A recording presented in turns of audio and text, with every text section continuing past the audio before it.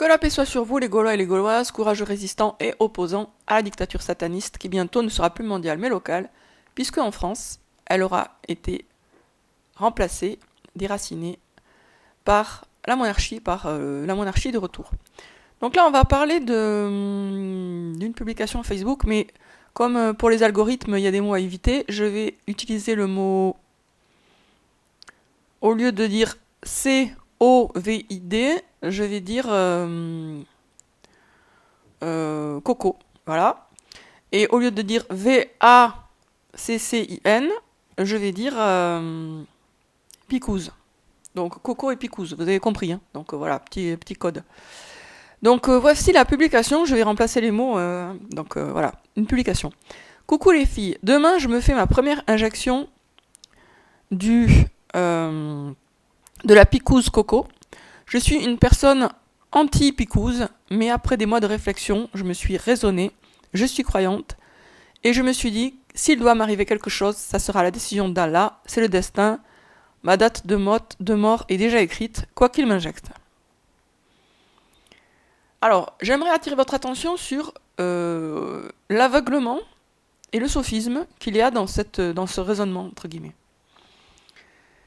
Si le fait d'avoir conscience que notre heure de mort est prédestinée, justifiée, était une cause de s'injecter des poisons dans le corps, pourquoi est-ce qu'on ne passerait pas son temps à se faire des picouses de cyanure, à bouffer des amanites phalloïdes ou à boire de l'eau de Javel? Pourquoi on ne passe pas son temps à ça? Pourquoi? Puisque effectivement, l'heure de la mort est prédestinée. La date de mort est déjà écrite, c'est vrai. Est-ce que ça justifie ou ça serait une bonne raison de passer son temps à tenter de se suicider? Non, on est d'accord que non.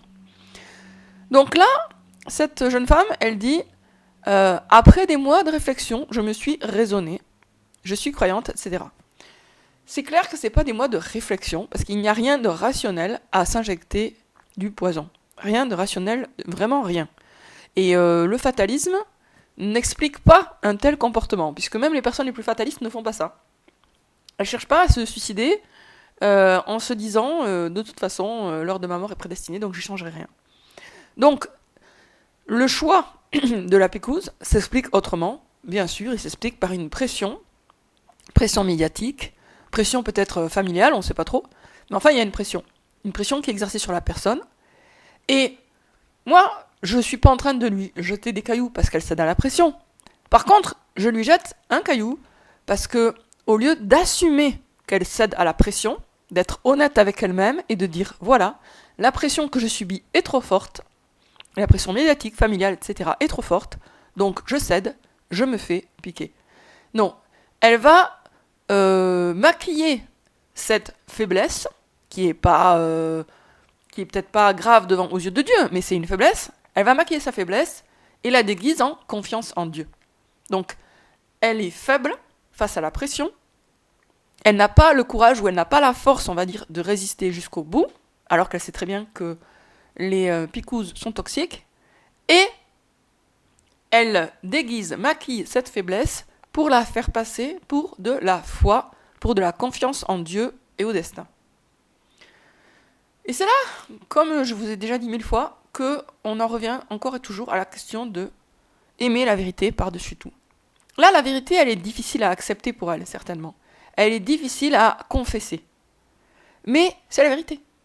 La vérité est que si elle se fait picouser, c'est pas parce qu'elle a confiance en Dieu, c'est parce qu'elle a cédé à la pression. Et Dieu aime ceux qui aiment la vérité. Donc là, dans ce genre de situation, il faudrait avoir au moins le courage, entre guillemets, de sa lâcheté et reconnaître que c'est par faiblesse qu'on cède et pas par confiance en Dieu. Parce que Dieu nous a jamais demandé de nous faire picouser. Hein. Donc ça n'a rien à voir avec Dieu. Ça a tout à voir avec Ténébrifère, le diable, et ça n'a rien à voir avec Dieu. On cède à la pression. Voilà. Elle a cédé à la pression. Bon. Maintenant, est-ce que, de mon point de vue, ça veut dire qu'elle est entre guillemets foutue? Je parle pas du côté physique, ça on n'en sait rien, mais je parle du côté spirituel. Non, moi je pense pas. Mais il faudrait qu'elle s'avoue à elle-même, dans le miroir, qu'elle a cédé à la pression. Et maintenant je reviens sur la différence entre résistant et opposant. Clairement, les opposants sont de base des résistants, mais ils sont quelque chose de plus. Si par exemple vous résistez et que vous refusez le vaccin, pardon, la picouse, vous refusez la picouse, vous êtes un résistant, oui.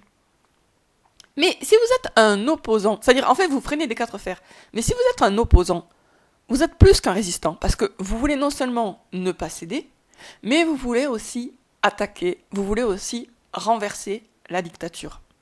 Donc c'est pas tout à fait la même démarche, et c'est pour ça que je dis les deux, et c'est important d'être les deux. Mais le plus important, c'est d'être un opposant.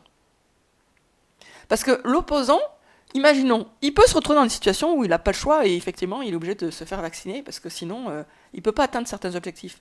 Mais si son but ultime, c'est toujours de renverser la dictature, bah finalement, oui, il a peut-être certainement perdu en termes de santé, mais il ne cesse pas d'être un opposant sous prétexte, par exemple, qu'il a subi une piqûre.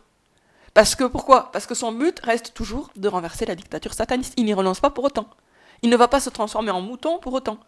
Elle, le problème, c'est que finalement, elle est en train d'aligner ses pensées sur ses actes. Et ça, c'est dangereux. On doit penser ce qu'on pense parce qu'on a de bonnes raisons de le penser, et pas parce qu'on a agi d'une certaine manière. On a tous tendance, un peu trop, à être influencés par nos propres actes au niveau de nos pensées.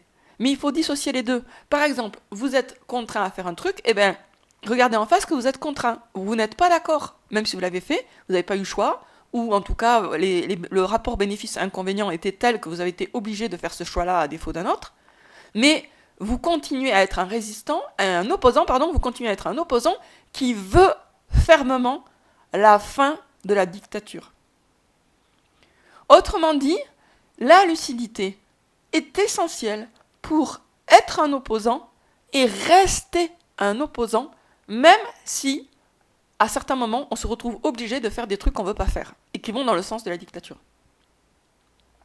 On doit toujours bien séparer ce qu'on est obligé de faire à cause de certaines circonstances de ce qu'on veut. Et garder toujours les yeux fixés sur ce qu'on veut. Nous, on veut la fin de la dictature. Que demain, on soit obligé de se faire vacciner ou pas, et qu'on soit vacciné ou pas, on veut la fin de la dictature. Voilà, sur ce, je vous dis à très bientôt les amis pour une prochaine vidéo.